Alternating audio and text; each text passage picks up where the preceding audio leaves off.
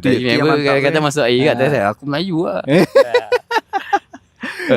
Tu yang kadang-kadang bergurau boleh memaki.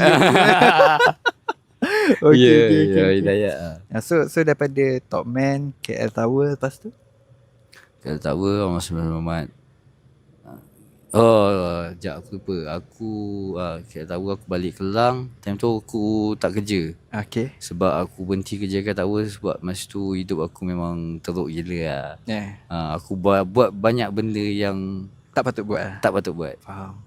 Memang masa tu aku broken, aku life aku macam barai gila. Tu aku lari balik rumah balik. Sebab masa tu duduk masa maju silampai duduk bujang kan. Kerja kat Tower kan, balik cuti. Masa tu sebab kan dah tak ada duit nak recover kan, duit belanja nak pergi kerja. Jadi balik cuti, nak tunggu gaji separuh kerja yang bulan lepas punya masuk. Jadi tunggu gaji tu dah masuk, memang dah dapat, dah memang cukup sangat nak settle semua, dah boleh kerja balik lah. Tapi hujan sebab kan ada satu perbuatan yang aku buat tu, duit tu habis juga.